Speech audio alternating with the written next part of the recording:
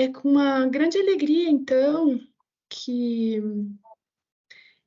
a gente recebe Ian Merkel para esse evento de extensão chamado Termos de Troca, que é a apresentação de uma pesquisa de doutorado que o Ian realizou aí ao longo dos últimos anos, que foi publicado como livro em inglês e que deve sair em português no começo do ano que vem, né? Aí a expectativa.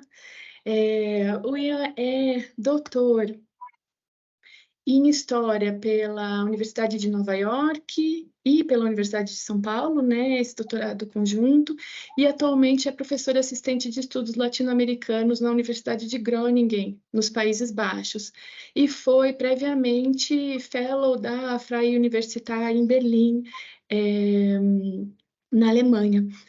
E, e eu acho que a gente não vai fazer assim nenhum esforço de apresentação do livro, porque é um pouco o que você veio fazer hoje, mas em meu nome e em nome do Sebastian, que é o co-organizador desse evento, a gente te dá as boas-vindas.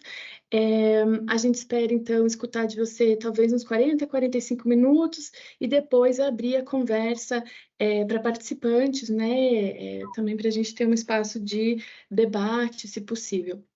Então, dito isso, eu te passo a palavra. Estou aqui encarregada dos slides, basta você me sinalizar e eu passo para frente, tá? Tá bom, muito obrigada, Lenita, e a todos e a todos. Agradeço o esforço que fez em organizar este evento, também a Sebastião e todos aí na Universidade Federal do Paraná. Espero poder encontrar vocês em presença no ano que vem. Eu não tenho planos definidos para ir para o Brasil, mas eu devo passar, enfim, pelo Sudeste e Sul, talvez quando o livro for lançado. E aqui a gente tem coberta, capa do livro, outro que basicamente, eu fiquei muito feliz de poder compartilhar, que são as provas. Então, é uma coisa que se torna real, que temos aqui quase pronta o livro, e até uma questão de tradução, que não sempre foi fácil de achar estes termos. Vocês vão ver que termos de troca têm uma conotação muito mais dependentista, né? Destes pensadores relacionados ao CEPAL, etc. Então, tem outra conotação, mas eu acho que fica interessante. A gente pode falar mais sobre isso também. Então, a história que conto no livro começa nos anos 20, com o processo que levaria à criação da Universidade de São Paulo em 1934. Naquele momento, o Brasil estava no mapa intelectual de poucos.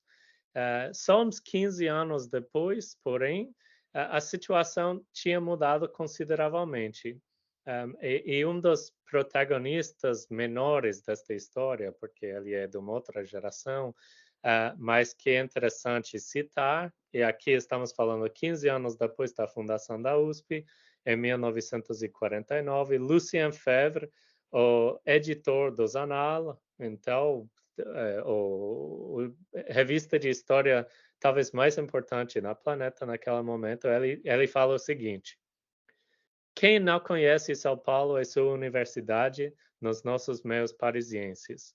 Quem não conhece, dentre historiadores e geógrafos franceses, esta faculdade de filosofia onde tantos de nós vieram, num espírito de confiança integral e de toda amizade, colaborar numa grande obra de união entre o vosso grande país e o nosso?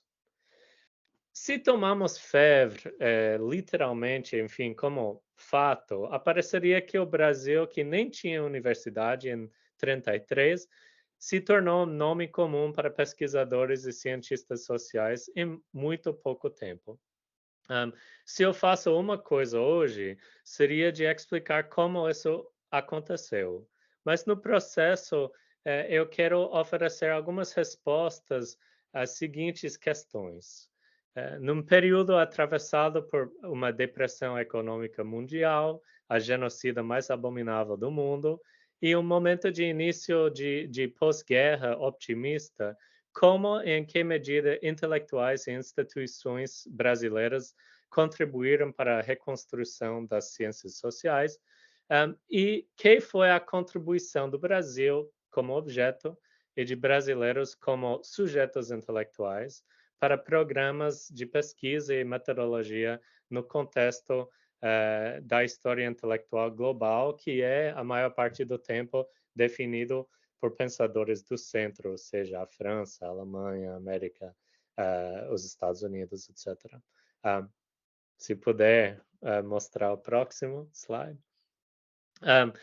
Isso de uma certa forma, mostra estas imagens para nos lançar nesta São Paulo dos anos 30, mas também para nos lembrar que estes franceses que foram para a USP também documentaram a experiência que eles tiveram aí. Então, estas 3 fotos que se encontram no livro de Saudade de São Paulo, de Lévi-Strauss, e atualmente estão no Instituto Moreira Salles, no Rio de Janeiro, eles mostram o quanto a cidade está mudando neste momento. Só para dar umas estatísticas, figuras, né? Em 1900, São Paulo teve 240 mil habitantes. Em 1920, já atingiu 579 mil, e mais do que dobrou nos próximos anos para atingir 1,3 milhões em 1940. Então, a cidade está em rápida transformação, e isso se vê também em termos intelectuais e culturais. Lenito, se pode? Ok. Então, muito foi falado ano passado com esta centênio, né, do modernismo de São Paulo, que é só um de vários tipos de atividades culturais que a cidade, esta efervescência que nós vemos, e vale a pena destacá-lo porque Mário de Andrade, aqui no meio, é um dos protagonistas desta história, por seu papel, o papel que desempenhou na Sociedade de Etnografia e Folclore de São Paulo, e também com o casal Lévi-Strauss. Vários destes slides no início são mais para contextualizar, lembrar de que estamos falando, o momento e o contexto social e intelectual também. Então, estas inovações estéticas dos anos 20 inspiraram estudos concretos. Os inícios das ciências sociais, como conhecemos hoje, nos anos 30, com estas ensaístas, formada em vários tipos de disciplinas ou não, mas com conhecimento significativo em áreas como história, geografia, sociologia e antropologia, e muito interessado em entender, explicar esta herança colonial do Brasil, suas dinâmicas específicas de mistura étnica e racial, e sua posição dependente na economia mundial, entre outros. Nós vemos estes grandes textos, eu não preciso elaborar, mas tudo isso é para dizer que quando estes estrangeiros chegaram nos anos 30, estas eram as obras que estavam em discussão, e estas também, como eu mostro, eram interlocutores importantíssimos para eles, em alguns momentos, institucionalmente falando. Eu mencionei a Sociedade de Etnografia e Folclore, ou no caso de Caio Prado Júnior, a Associação dos Geógrafos Brasileiros, mas também Sérgio Buarque de Holanda, Gilberto Freire, que tem uma correspondência, que trocam citações e outras coisas que eu posso falar mais disso. Isso é um tema, enfim, através do livro. Então, agora chegamos ao contexto específico, que não estamos falando de uma história cultural geral, mas, em vez disso, é uma história da Universidade de São Paulo e de quem estava e destas relações entre professores e alunos que caracterizaram esta universidade. Então, os planos para fundar uma universidade em São Paulo e também no Brasil inteiro existiram por vários anos, até décadas antes de 1934, mas eu acho que vale a pena pensar um pouco, parar para pensar por que a primeira universidade brasileira veio tão tarde.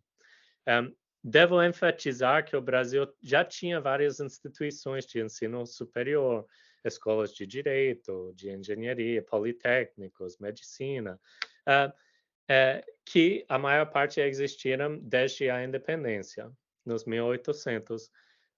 Mas relativo à América Hispânica e América Anglo-Saxônica, este fato por si só diz muito sobre a posição intelectual do Brasil. As universidades mais antigas das Américas eram espanhóis, notavelmente aquelas dos vice-reinos do México e de Peru, século XVI. Harvard e as outras universidades prestigiosas velhas americanas seguiram no século depois, mas em comparação, as elites do Brasil tinham que estudar em Portugal ou em outros lugares na Europa durante a época colonial inteira, e este fato continuou ao longo do século XIX também. Quando a USP chegou na cena, e também a Universidade do Distrito Federal no Rio, a Universidade de Porto Alegre, não é o único, mas é, de uma certa forma, emblemático, era a primeira vez que tinha pessoas se formando em áreas como letras, história, geografia, sociologia, química, física, matemática, todas estas áreas puras que até então tinha maneiras de estudá-los, digamos assim, não em termos disciplinares em outras faculdades, mas esta foi uma mudança significativa. Agora, a gente vê estas figuras aqui, a elite de São Paulo, se queremos, com alguns professores, Fernando de Azevedo no meio, um monte de pessoa que eu gostaria de reconhecer, mas eu não conheço, mas vemos um pouco o ambiente, né? Destas pessoas que a maior parte se identificavam como liberais, como em prol de uma certa cultura democrática, da livre imprensa e da universidade em geral. Uma coisa que é muito interessante e curioso para mim, como americano, é que tem muito escrito sobre este liberalismo paulista, que era contra Vargas, enfim. E o que era curioso para mim era de pensar por que, para os paulistas, a França era o país liberal, o modelo para eles. Porque na história do liberalismo, os países mais representativos, digamos assim, são a Inglaterra e os Estados Unidos. Então, por que a França? Eles eram mais no sentido de um certo liberalismo espiritual, talvez política também da Revolução Francesa, e menos nesta questão prática que podemos ver em outros contextos. Mas isso não é só um fato que podemos naturalizar. Tinha a ver com diplomacia forte, as relações exteriores francesas, que, trabalhando com os brasileiros em São Paulo e em outros lugares, conseguiram esta proeza de, basicamente, controlar todos os professores que vinham para as ciências humanas e outras áreas eram franceses. E este fato, numa época em que a gente sabe, também no Paraná, quanto presença demográfica alemão e italiano pesava. E estas comunidades queriam professores destas nacionalidades, mas os liberais conseguiram afastá-los afastar uma certa visão materialista ou fascista, outras coisas, para recrutar estes franceses. Bom, tudo isso é um pouco o contexto, mas, enfim, para continuar só um momento nesta slide aqui, por causa do fato que estes franceses foram os primeiros universitários em São Paulo, é natural que os brasileiros fizeram muitas pesquisas sobre a história deles. Porque na genealogia intelectual deles, seja os geógrafos, os antropólogos, os sociólogos, cada um queria entender um pouco a relação que tinha indiretamente com estes franceses. Então, por exemplo, Florestan Fernandes, que é uma figura preeminente, estudou com Roger Bastide. Então, também pessoas que estudaram com Florestan, a gente pode considerar como netos intelectuais de Roger Bastide, etc. Então, tudo isso é dito para não dar dimensão que eu penso que eu estou fazendo algo que nunca foi feito, mas de dizer, de reconhecer que tem uma literatura significativa que fala de certas dinâmicas nesta faculdade. O problema de ciência contra diletantismo, o nacional e o estrangeiro, francês, norte-americano, e tudo isso para considerar a história da institucionalização das ciências sociais no Brasil. Mas o que eu quero ressaltar neste livro e nesta apresentação é que estes franceses não foram produtos acabados para ser exportados no Brasil, mas jovens homens e mulheres que estavam no processo próprio de desenvolvimento intelectual. Então, se puder continuar. Eu tenho 3 slides agora, cada um com uma espécie de pesquisa de campo diferente e de como eu vejo que o Brasil afetou uma certa evolução das ciências sociais franceses de 3 maneiras. Então, o primeiro, que antropólogos já trabalharam, é a questão de história de campo próprio, do contato que eles tiveram com povos indígenas, sobretudo no caso de Lévi-Strauss, mas no caso de Pierre Monbeg, um geógrafo, com esta frente pioneira, enfim, os fazendeiros, a relação de fazendeiro com o povo indígena, etc. No caso de Roger Bastide, que a gente vê aqui uma foto dele, não dele, mas de Pierre Verger, que era um amigo dele, os dois iniciados em Candomblé na Bahia, de ver a inovação, a importância, neste momento dos anos 30, de ter acesso a estas populações. Porque na história das ciências sociais fora do Brasil, uma coisa que é importante notar é que a maior parte do tempo a antropologia é fruto da administração colonial. Na França, estamos falando, por exemplo, em 1931, logo antes da USP, de uma missão Dakar-Djibouti que atravessa a África do Oeste, o leste, Michel Leiris, várias pessoas implicadas nesta história, e o Brasil era diferente, não só era diferente porque os povos eram diferentes, mas estamos falando agora de um outro tipo de contexto, o contexto em que temos o Estado de São Paulo, da nação, que está financiando diretamente ou indiretamente estas pesquisas com os salários para estes jovens professores.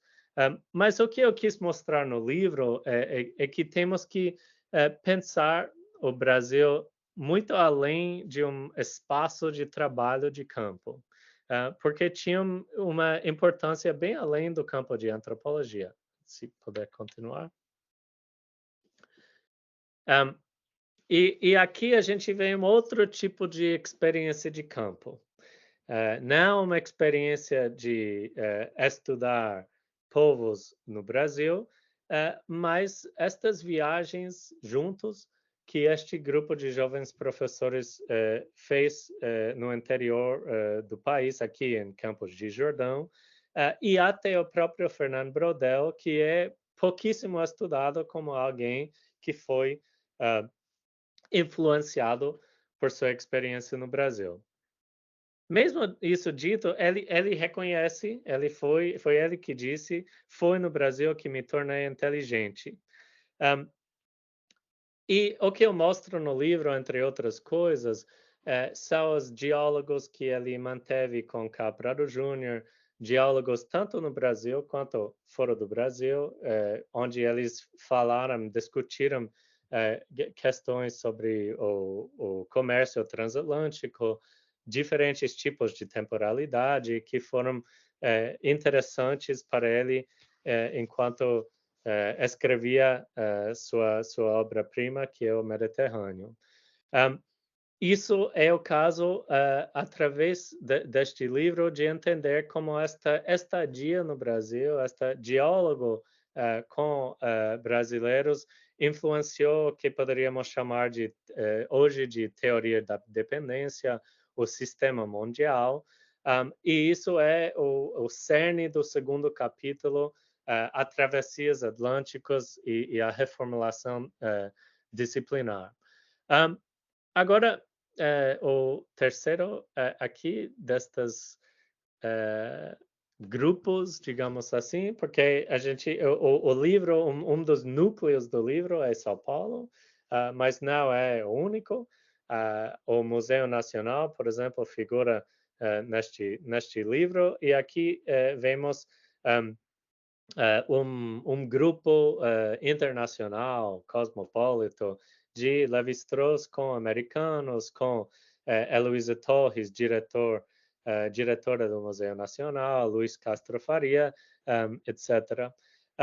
Então, eu acho que este contexto, esta multiplicação de núcleos de estudo, de lugares em que estas pessoas foram inseridas, é importante por várias razões. E o livro, o que eu argumento, o que eu tento mostrar, é que o Brasil não era somente importante em termos de objeto de estudo, mas em termos de comunidade acadêmica, rede intelectual, e interlocutores justamente neste projeto global de ciências sociais.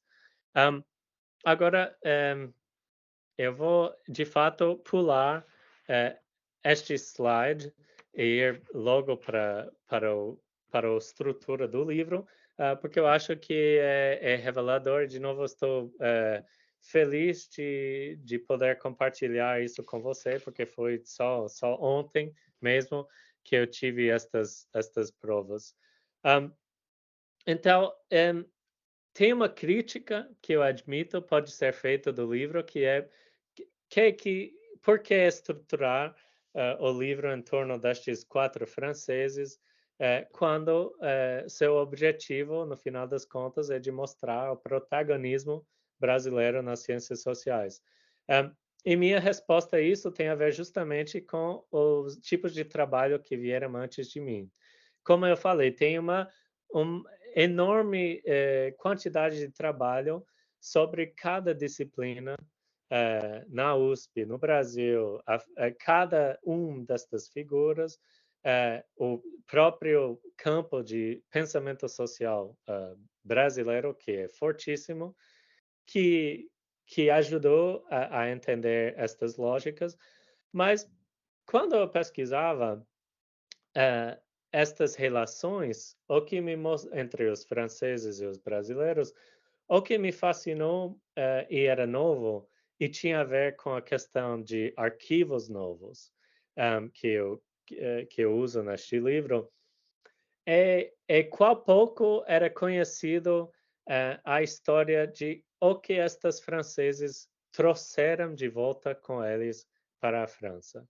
Enfim, para sair desta ótica que eles são os professores que estão ensinando, e para entender dentro da obra deles, seja na antropologia cultural, enfim, questão de estrutura, estruturalismo, no caso de Lévi-Strauss, Brodel e a longa duração, Bastide com a questão de teoria sociológica, Monbeg sobre a expansão do frente pioneira e dos commodities, etc.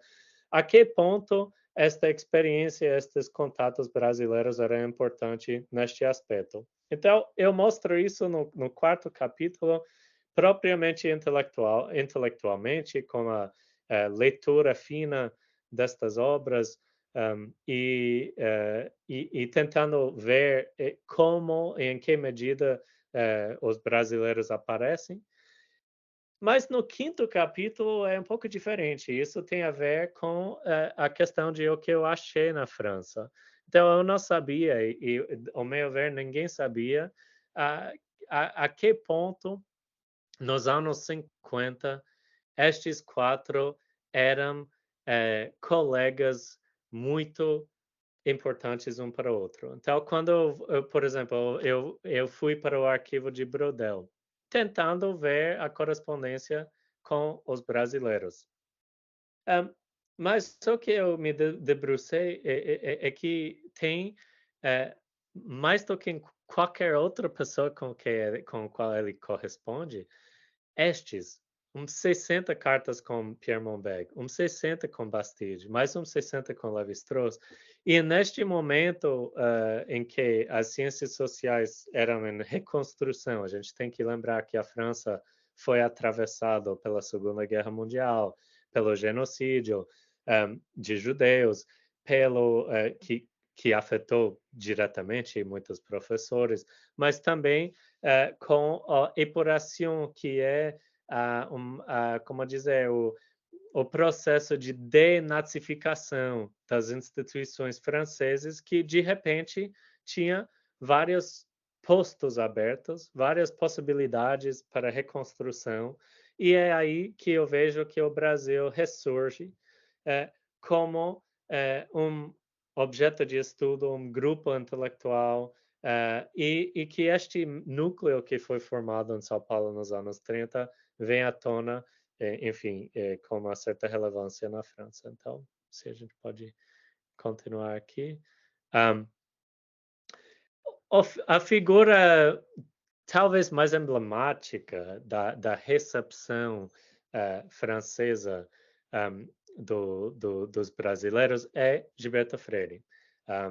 Eu devo citar o trabalho maravilhoso de Cibele Barbosa sobre esta recepção, mas eu trago estas imagens dos livros para vocês que não sabem deste fato terem uma dimensão. Então, estamos falando de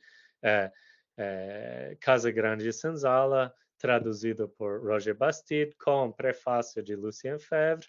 Estamos falando também da edição, enfim, da versão italiana deste mesmo livro, com uma introdução de Brodel. E a gente vê a que ponto Freire em particular, mas também outros autores entraram na vida intelectual francesa.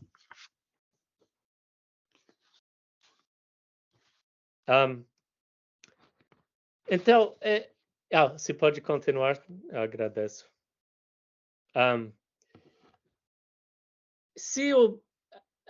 Enfim, eu vou continuar. Se o livro, o título do livro, Termos de Troca, justamente nesta viés dependencista, tenta entender estas desigualdades de quem vinha da França e quem vinha do Brasil, o centro e a periferia, professor e estudante. Todas estas hierarquias. O subtítulo do livro, Intelectuais Brasileiros e as Ciências Sociais Francesas, tenta ver o outro lado desta questão, de justamente ressaltar estas figuras, muitas vezes pensado somente apenas na história intelectual brasileira, na ciência, na história do pensamento social brasileiro, eu citei vários, e de tentar entender a importância deles fora do Brasil. As contribuições intelectuais da América Latina, do Brasil e da América Latina, ao meu ver, vindo de fora, é justamente que eles são contidos nesta categoria de outro. Novas pesquisas e este livro, eu espero, ampliam a compreensão da importância destes pensadores, bem além do contexto nacional, de olhar estas conexões, os fluxos de bens, recursos, práticas e conhecimento, que são surpreendentemente multidirecionais.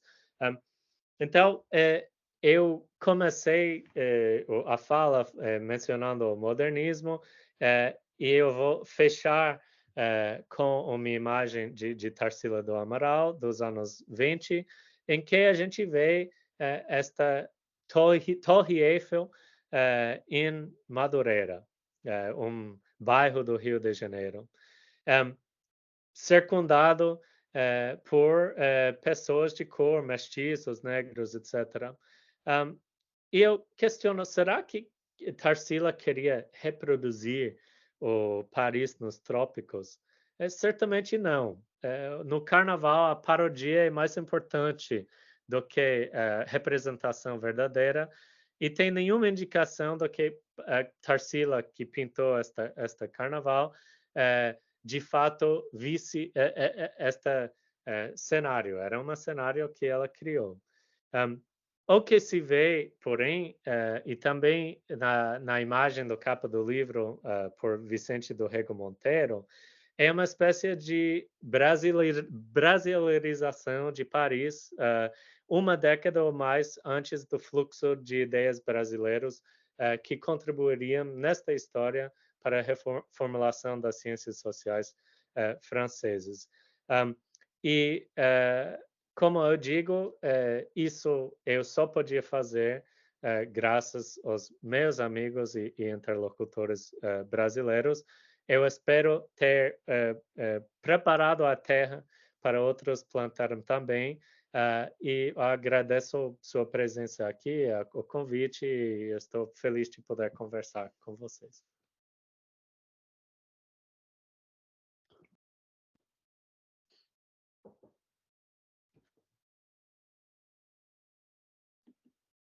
Obrigada, Ian. Nossa, um monte de coisa para a gente pensar. Convido também o Sebastião agora, que é parceiro aqui, co-organizador, para a gente organizar o debate. Eu vou pedir que quem quer se pronunciar, levante a mão, e aí a gente abre o microfone e a câmera, né, para vocês também poderem se colocar. Sim, muito obrigado, Ian. É um prazer receber você.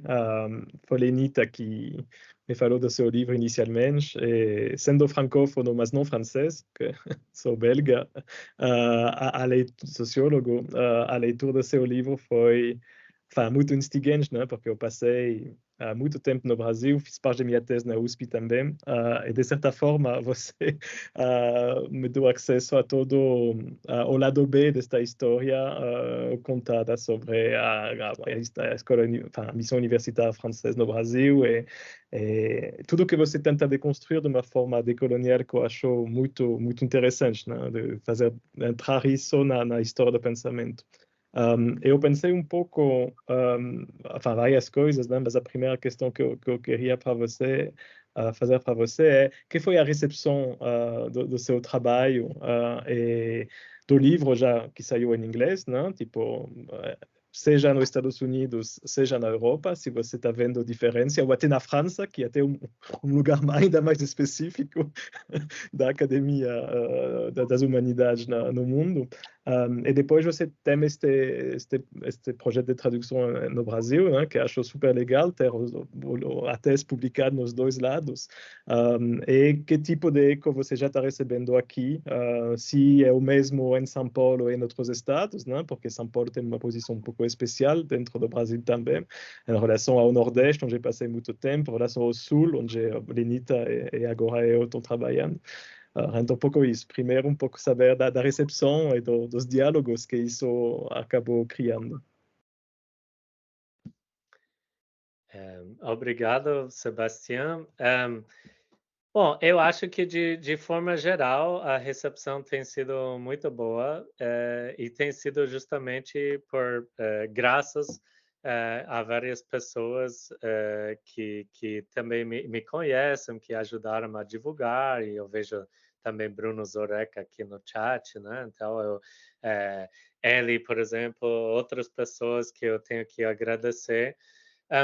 Eu acho que justamente para sair, assim, como dizer, o que esta história faz no termos, você mencionou a questão de pensamento decolonial, é de tentar provincializar um pouco, ao mesmo tempo, Paris e também São Paulo, porque eu acho que a gente está, enfim, em Curitiba neste momento, que tem uma certa egocentrismo paulista também, que eu tento deconstruir com a questão do Bandeirante, com a questão de enfim, das intenções desta universidade, que é importante de ressaltar. E também no Brasil inteiro, acho que uma crítica que eu faço é de justamente ver o Brasil, eu sei que não é revolucionário ou nada, mas de encarar o Brasil não como Estado-nação, mas como um império que está em diálogo com outros sujeitos de império. A França é um império neste momento. Não podemos pensar a França somente como um Estado-nação. Então, isso cria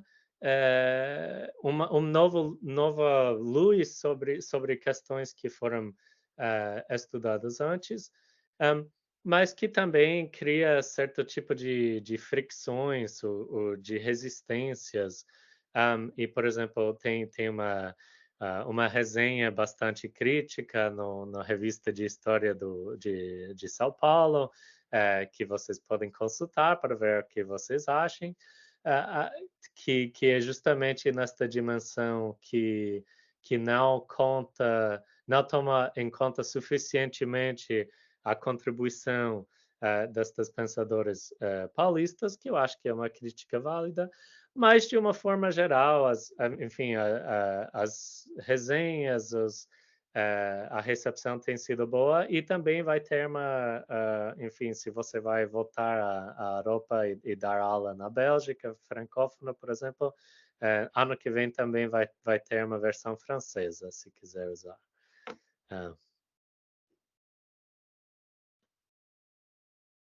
Ótimo.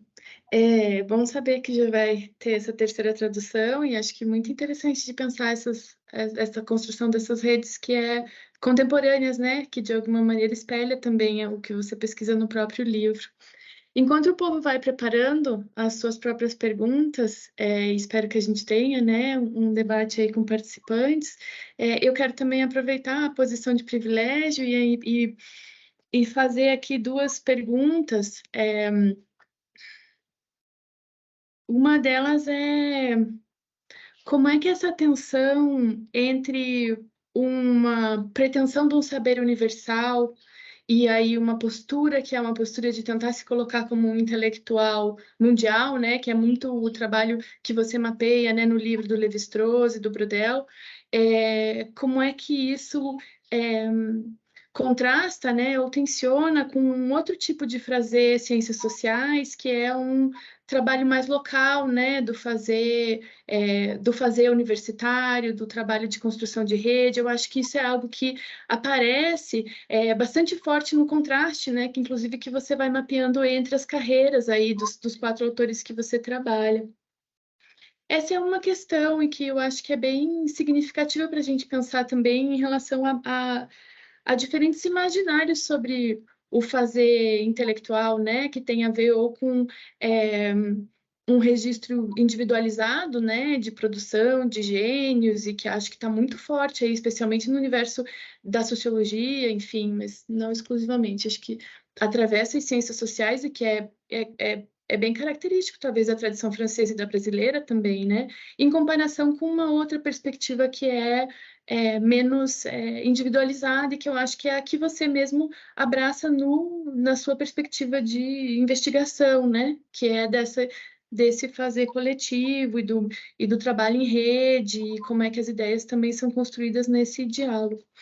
Essa é uma questão. E a outra, talvez seja assim, injusta, porque a gente sempre daí puxa o tapete para coisas que não necessariamente foram discutidas no livro, mas, bom, me interessa perguntar porque eu acho que aparece, assim, em determinados momentos, lampejos em relação às relações de gênero no contexto em que você está estudando, né? E acho que a Dina Levi-Strauss é alguém bastante forte, mas também o quanto a presença dela, né, e a relação um pouco mais igualitária que existe nesse casal tensiona, né, a própria vivência, né, dentro da sociabilidade na USP. Então, também sei que uma parte dos arquivos que você recorreu são arquivos que são guardados por mulheres nas famílias, né? Você menciona isso no livro. Então, se você pudesse também eu sei que não é uma problemática que está na linha de frente, mas imagino que você tenha refletido sobre isso um pouco, né? Então, proponho essas duas questões. Muitas boas perguntas, Lenita. Assim, a primeira pergunta, se eu entendo bem, tem até duas partes, porque tem a questão de como eu trato destas indivíduos no passado, né? Como eu entendo eles e elas, e também no presente de como eu abordo isso de uma forma coletiva. Então, eu diria simplesmente que eu concordo, que eu estou feliz que você trouxe esta questão, porque justamente de sair de uma história intelectual que foca num certo indivíduo e de pensar em várias disciplinas juntas, que é importantíssimo no momento em que estas disciplinas não são definidas, né? Assim, a gente está falando de um momento na universidade em que tem dois sociólogos, um historiador, um geógrafo, etc., etc., na universidade. Então, por força, eles eram interdisciplinares. Por força, estavam, enfim, em conversação com outro. Agora, as figuras, cada uma é bem diferente, e de fato Monbeg e Bastide, que passaram mais tempo no Brasil, representam um certo engajamento com o país, e Levi-Strauss e Brodel é outro. Então, Bastide e Monbeg, é claro que eles formaram muitas pessoas. Assim, a gente pode falar só de Bastide, né? E que formou Antônio Cândido, Gilda de Mel e Souza, Florestan Fernandes. Assim, muitas pessoas de peso na história, enfim, intelectual brasileira. E isso eu acho que tem a ver justamente com uma certa investimento em pessoas, em instituições, em lugares, e não só tanto na carreira, etc. Agora a gente vê outros que têm esta pretensão e que, de uma certa forma, tinham que buscar outros horizontes. Então, assim, Brodel vem um pouco tardiamente. Ele não é digamos assim, um americanófilo, né? Ele não é ele não busca isso através da carreira dele inicial. Mas como alguém que é muito interessado em poder, uma vez que ele vê a conjuntura dos anos 50, ele vê, olha, tem esta coisa que se chama Rockefeller Foundation, eu vou dar mais tempo a isso do que eu vou dar aos brasileiros que intelectualmente podem ter sido importantes para mim, mas que não oferecem o mesmo tipo de possibilidade.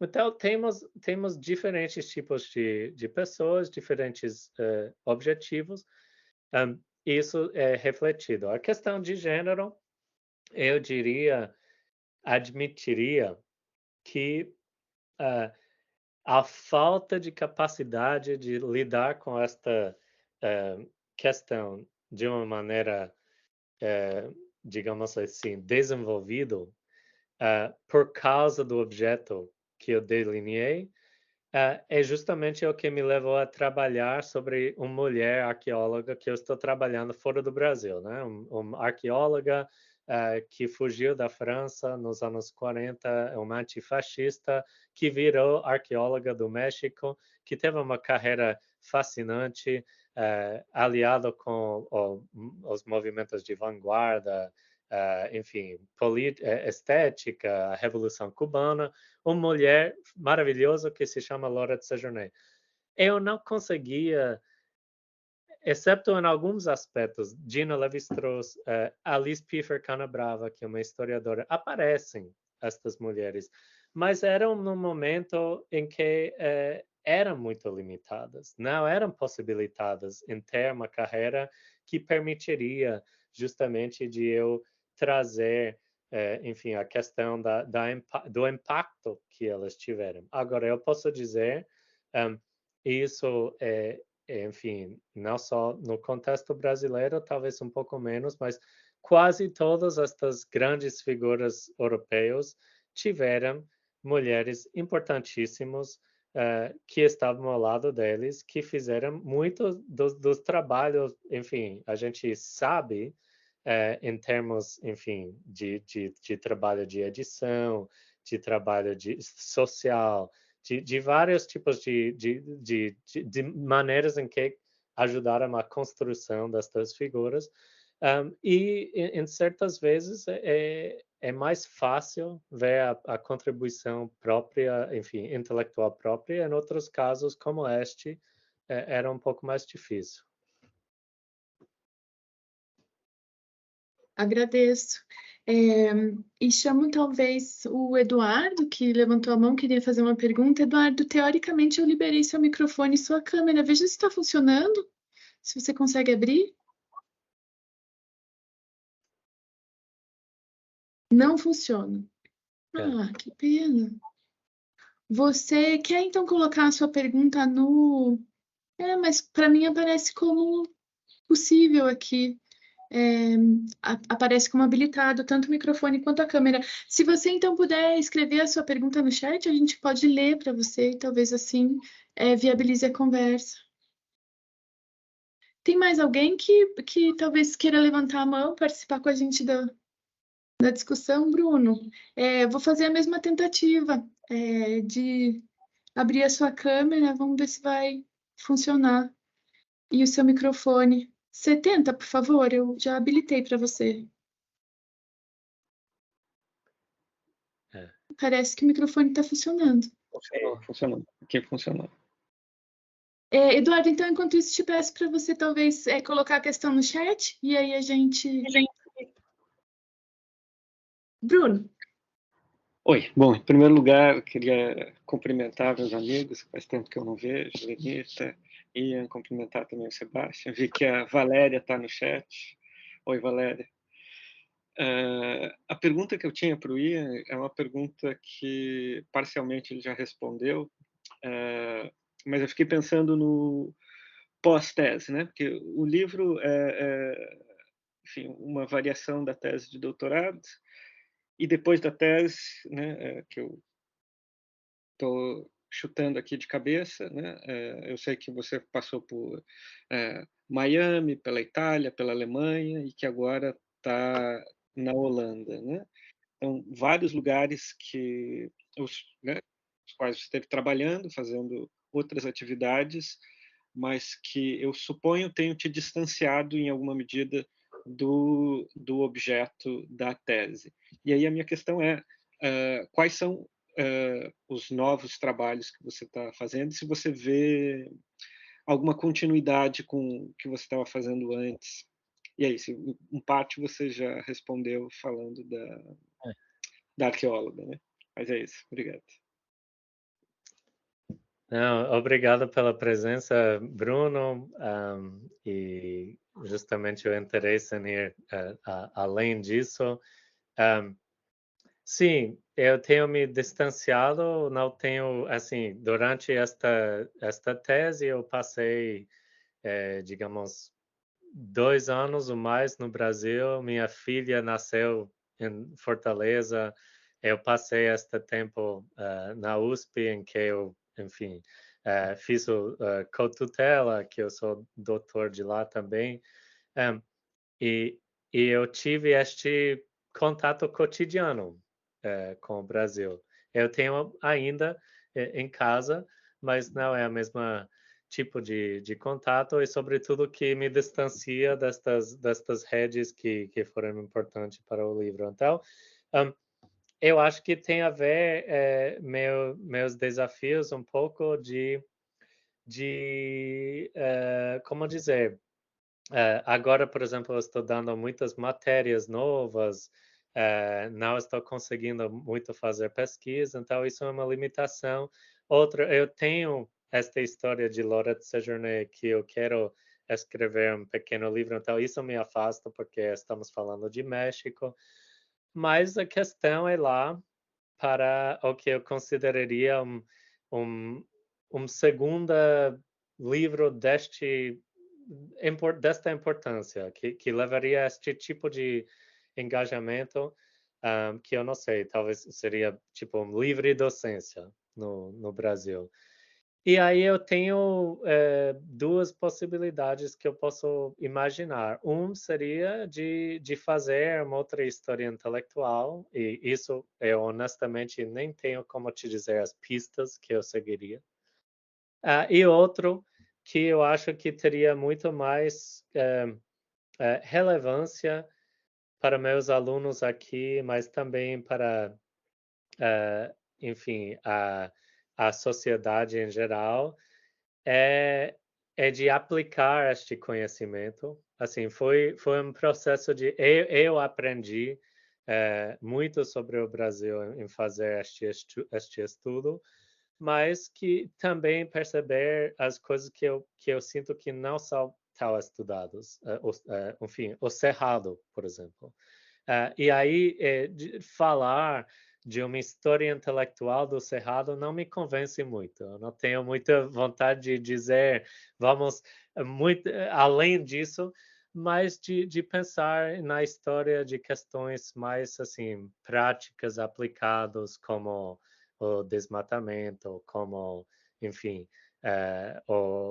a vida indígena, etc., nestas zonas. Isso é uma possibilidade, mas é possível também de voltar para a história intelectual, e como eu disse, eu estou aberto a várias possibilidades neste sentido. Legal. Muita coisa possível. Eu vou, então, acho que chamar o Eduardo agora, já que você conseguiu abrir a câmera, acho que o microfone também vai funcionar, né? Se quiser propor tua pergunta. E, Eduardo, me Obrigado. lembra que onde você está afiliado agora? Ian, Sim, sim. eu estou no Sul, na Federal do Rio Grande do Sul. Ok, por isso também. Eu acho que nós nos conhecemos quando você estava no começo da sua tese, eu acho, em São Paulo, na USP, né? Porque eu fazia um pós-doc lá.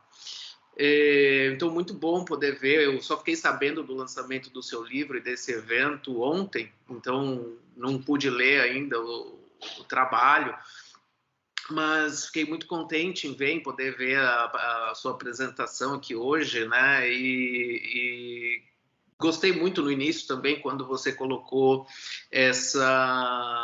essa questão de por que esse grupo paulista olhava para a França para olhar para um liberalismo, né? E eu acho que é uma ótima pergunta, né? Então, queria um pouco provocar ali, talvez, mais alguma reflexão sobre isso.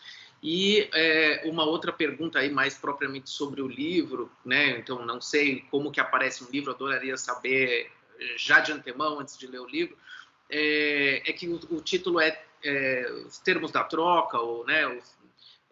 Enfim.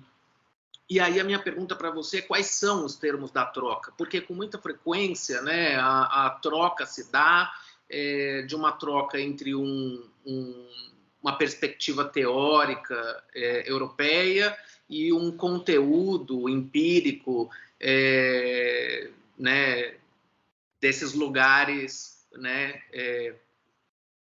outros que não a Europa, né? Então, por exemplo, ali quando você mostra aquelas duas fotos do Lévi-Strauss, né, com os Bororo e a foto do Pierre Verger ali, ou se a gente for pensar o Roger Bastide, né, tem também essa dimensão, digamos assim, do exótico, né, do Brasil, né, que aparece como elemento para se pensar a partir dessa perspectiva francesa ou dessa perspectiva europeia, né, que vai olhar para esses exóticos desses povos, né? Então a minha pergunta é: quais são os termos da troca? É uma troca intelectual ou é uma troca entre um conteúdo exótico e uma perspectiva teórica europeia, né? Tem uma troca que seja uma troca intelectual entre brasileiros e esses franceses, ou essa troca se dá pela influência que a dimensão da diferença, da alteridade do Brasil oferece, né, desse novo mundo, digamos, desde lá do Montaigne, oferece para os franceses, né, ou para os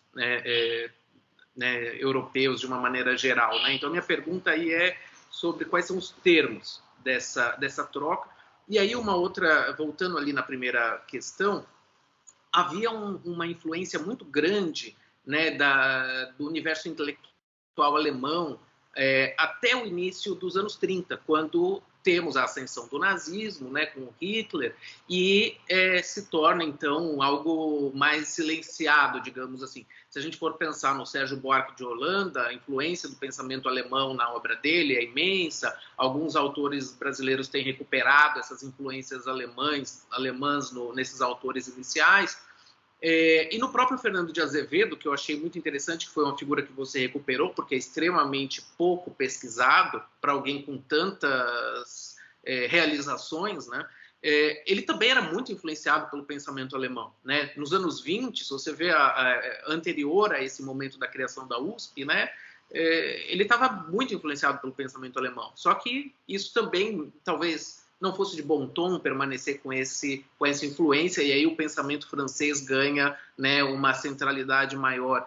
E aí outra coisa que eu também fico pensando é na importância do positivismo, já no século XIX, para que nesse século XX, então, vá se olhar para a França. Então, talvez, eu não sei, assim, mas eu fico pensando que tem uma série de questões aí muito interessantes para se explorar, de por que esse olhar se volta para a França e não para outros, né? Mas adoraria te ouvir um pouco mais em relação a isso. Sim, eu nem falo, né, no Brasil, quando eu faço esta apresentação para dar contexto em outros países, eu tendo a mencionar, né, ordem e progresso no bandeira brasileiro, mas eu penso que não é necessário neste caso, mas eu estou feliz de você trazer isso à tona, e tem uma espécie de continuidade, se pensamos assim. Assim, Durkheim, quem não aparece é Kant neste livro, mas quem aparece fortemente é Durkheim. E Durkheim que define a sociologia como uma ciência francesa. E isso vem, de uma certa maneira, de uma herança de Auguste Comte. E tem muito a ver com esta questão de um certo liberalismo, se quisermos pensar deste jeito francês, que seria justamente numa sociedade pós-revolucionário, né? Uma sociedade que foi atravessado pela fanatismo religioso de direita e pelo fanatismo revolucionário, isso é como Kant via. E Durkheim é igual, né? Ele é um moderado, ele é, obviamente, à esquerda de um Fernando de Azevedo ou de sobretudo, Júlio de Mesquita Filho, que é realmente uma figura problemática, mas que tem esta ideia do que a sociologia seria uma maneira de encarar uma sociedade que muda e que tem suas conflitos enfim, de classe e de anomia numa sociedade moderna, que é justamente uma das razões que eu sinto que Lévi-Strauss tem tanta... Ele diz que ele é, como dizer, tirado da posição dele em São Paulo porque ele é comunista. Isso eu não compro esta história. Eu acho que o que deu muito problema era que Mesquita e os paulistas queriam que ele ensinasse sociologia urbana, de falar de industrialização, classe social, numa sociedade que tinha greves, enfim. E ele está lá indo para bairros étnicos ou indo para o interior do Brasil. Não, era isso que queriam. Agora, a influência alemã, sobretudo no século XIX, a escola de Recife, Silvio Romero, eu até, se você quiser, me manda um e-mail, eu sinto mal, mas eu esqueci o nome dele, acabei de conhecer em Berlim, um carioca que estudou e que publicou na alemão sobre estas figuras, digamos assim, simpatizantes com o pensamento alemão, que seria interessante até ver isso, né, de onde Sérgio Buarque tira esta influência do século XIX dos pensadores brasileiros, mas isso é outra coisa. Agora, para a questão de termos de troca, depende muito de que nível, né? Eu usei estas três fotos. O típico trabalho de campo, em que tem muitas pessoas com um olhar decolonial que estão tentando recuperar digamos assim, epistemologia própria indígena dentro da antropologia, estas coisas. Isso eu não tenho capacidade de fazer isso, mas tem pesquisadores, por exemplo, que mostraram esta questão da estrutura da aldeia Bororo e como isso afeta, né, a conceptualização da estrutura de Lévi-Strauss. O que eu foquei mais nesta história, que eu acho que é muito importante fora do Brasil, são nas pessoas não exóticos. São nestas pessoas que, assim, estas franceses, quando eles chegaram e conheceram Arthur Ramos, por exemplo, alguém que já frequentou Paris, que falava fluentemente francês, que tinha lido todas as coisas que eles tinham lido, mas que também conhecia estas coisas novas, a religião afro-brasileira. Que é isso? Então, é de mostrar estes diálogos, os diálogos que os franceses tiveram com brasileiros, não todos elites. Florestan Fernandes vinha de uma classe social, enfim, não privilegiado, mas pessoas que compartilhavam referências, pessoas com as quais eles tinham esta maneira mediada para chegar na verdadeiro Brasil. Então, é isso que me interessa. Às vezes é uma questão empírica. Às vezes é justamente que eles possibilitam este acesso empírico, os arquivos, no caso de Mombeg, os mesquitas abrem as fazendas, literalmente as contas de quanto de café estão vendendo. ele trabalhou com essas coisas, isso é empírico. Mas também tem outros, eu tento mostrar no livro a importância de pessoas como Gilberto Freire, Karl Prado Jr., na questão de história atlântica, na questão de, enfim, da importância do oceano, do comércio atlântico, da importância que Gilberto Freire teve em ilustrar uma maneira possível de fazer uma história, digamos assim, do cotidiano, uma história nova, todas essas coisas que aparecem nos anais, não sempre para dizer que era a influência dos anais. Tinha várias influências, inclusive os anais eram fortemente marcados pelo pensamento alemão. Mas de recontextualizar isso e de ver que estes brasileiros não eram exóticos, eram pessoas que compartilhavam um certo ponto de vista destes franceses, e, sobretudo, que estes brasileiros, por mais que a gente pode pensar na história global intelectual como periféricos, eles estavam fazendo o mesmo tipo de coisa ao mesmo momento. Então, de recontextualizar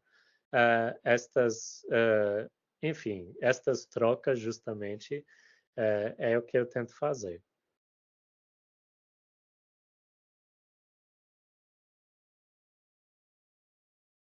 Obrigada pela questão e pela resposta.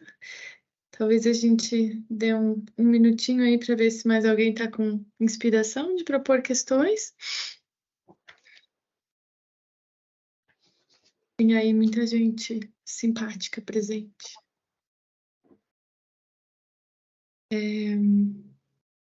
Tânia Braga, minha colega aqui do setor de educação, cumprimenta pela apresentação. Obrigada, Tânia, pela presença. Mais alguém? Talvez vou aproveitar do tempo para fazer uma última pergunta. Sua pesquisa é uma pesquisa de história do pensamento, né? Então, tem um trabalho de historiador sobre o passado, mas também mexe com sociólogos, mexe com pessoas, com antropólogos, etc. E aqui na sala tem vários também. Então, minha questão era um pouco as aprendizagens que você traz desta pesquisa histórica para abordar os termos de trocas atuais entre o Brasil e a Europa, que é a minha mais o que eu conheço, né? Estados Unidos, talvez, considerando que esta dimensão às vezes, muito desigual, até no imaginário, entre a academia brasileira e a academia dos países, entre aspas, do centro, continua prevalecendo hoje, assim, de maneira, às vezes, constrangedora para mim, trabalhando no Brasil. Então, isso está um pouco. Você provavelmente passou por isso também, por ter passado tempo praticamente no Brasil durante seus estudos. Como você entende tanto as continuidades de algumas dimensões desiguais, tanto as mudanças que podem ter acontecido entre a época da missão universitária e os dias de hoje? Então, a relevância atual disso, eu devo dizer uma coisa assim que eu acho que é engraçado, talvez para vocês, em me situar como pessoa, que eu sinto que uma drama pessoal é de vir de um lugar sem importância nenhuma, que é um bairro, né, de fora de Filadélfia, uma cidadezinha, e de uma família sem capital cultural ou intelectual, e de ver, de passar por lugares mais centrais, assim, até Nova York, ou Paris, em outros lugares, em que tem que enfrentar estas questões, ao mesmo tempo social e assim coletivo e individual, de como somos atravessados ao mesmo tempo por o impacto de recursos de que dispunhamos de capital cultural, simbólico, etc. E propriamente econômico. E assim, eu acho que esta abordagem burgesiana é muito presente através do livro em entender estas dinâmicas internacionais, que, aliás, é uma coisa muito pouco estudada por Bourdieu. A gente pode dizer que, inclusive, uma das áreas que mais precisa ser desenvolvido é de entender o campo, a ideia de campo em termos internacionais e transnacionais. Em que justamente tem jogos e ressignificativos destas concepções. Então, assim, neste momento, dos anos 30 a 60, eu diria, a França é o lugar central para os brasileiros nas ciências sociais. Isso muda progressivamente. Isso assim, tem as referências alemães, tem os americanos, lógico. Mas se você for olhar as ciências sociais como um todo, a França tem um papel preponderante. Isso muda relativamente abruptamente nos anos 60 por causa da ditadura militar, por causa dos acordos que tem entre o Ministério de Educação e Cultura com o USAID, que reestruturam as universidades, que caçam, enfim, que expulsam vários pensadores críticos brasileiros das universidades, e que proporciona mais ainda estas mudanças para um novo centro, que são, enfim, que é os Estados Unidos. Então, eu acho que é uma coisa curiosa que os franceses próprios estão percebendo nesta época dos anos 60, 70, até quando se trata de arte moderna, onde é arte contemporânea. Onde é o centro? O centro se torna Nova York, não é mais Paris. Agora, a gente vive num mundo multipolar, mas que tem muito destes tipos de desigualdade.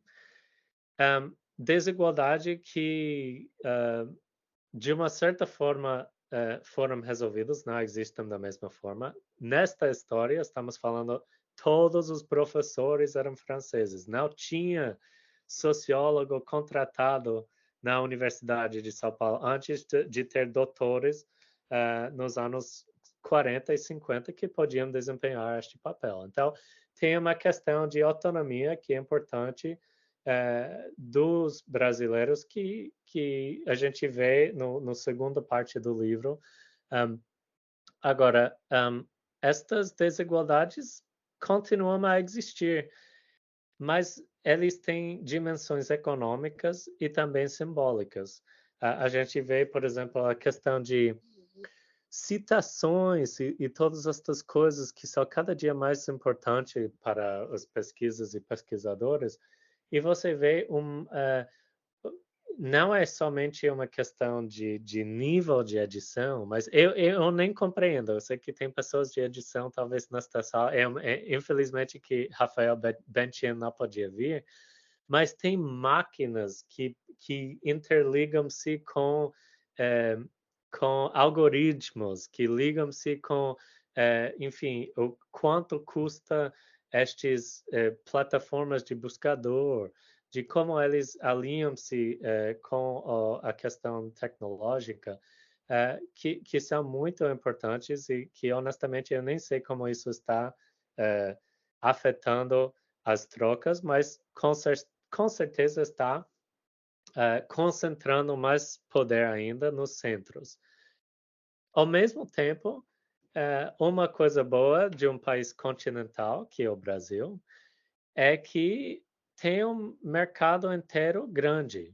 Não estamos falando de um país pequeno, estamos falando de um país com grande mercado editorial, com muitos pensadores eminentes ao nível nacional e internacional, e num contexto de reequilibração de forças intelectuais, eu acho que tem novas possibilidades para a frente também.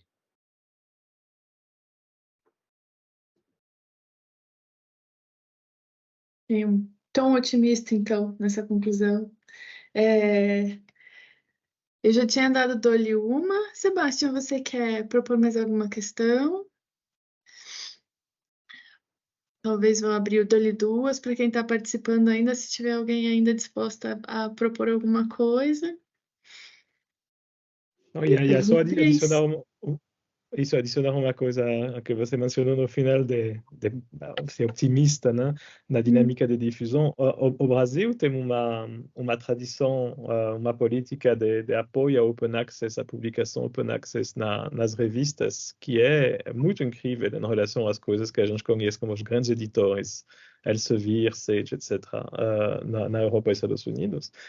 Tem problema de recursos, que acho que uma luta a fazer de conseguir os recursos para poder ter o apoio necessário para o trabalho editorial, mas isso faz que quando você publica numa revista brasileira, você acaba tendo uma difusão imensa num país continental, primeiro, e também um apoio cada vez maior à publicação multilíngua nas revistas brasileiras, que eu acho incrível, porque eu estou começando a fazer isso, sabe? Tipo, eu publico em português, em inglês e em francês ao mesmo tempo, e assim você tem certeza que, considerando o funcionamento do motor de busca, como você mencionou, você faz um pouco um hacking disso para conseguir multiplicar a difusão das ideias e a circulação do pensamento.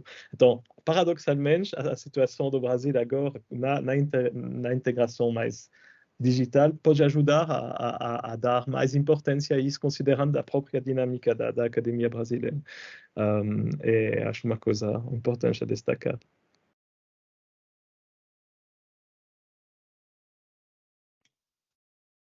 Sim. Então, uma vez mais, a gente agradece, né? É muito fascinante aí poder construir essa conversa com você. Quero agradecer também a todo mundo que participou e sinalizar que a gente vai, em 2024, fornecer certificados. E também, se a gente vier a divulgar aí, o vídeo, né, do evento, a gente pode também fazer circular junto às pessoas que participaram. Então, sem mais, acho que agradeço. E a gente se despede, né? Desejo, então, uma boa Obrigado, foi um tarde. prazer. Obrigada, até Isso, breve. Relembrando que o livro vai sair em português ano que vem, então que toda a plateia vai poder ler diretamente o Ian em português e que provavelmente vai ter um tour de divulgação do livro no Brasil também. Então vai ser uma oportunidade, Sim. talvez, de se encontrar ao vivo, né? Também. Há planos nesse sentido, né? E é uma boa lembrança. O livro sai pela Unesp antes do Carnaval? Depois do Carnaval? É do USP, sim. É do USP. É. Falei errado. Não, tudo bem. E você Sim. tem planos de vir ao Brasil fazer a divulgação, talvez? Eu acho que sim. Eu acho que pelo menos uma semana aí. Eu gostaria de passar mais tempo, mas eu acho que isso que vai dar por enquanto. Legal.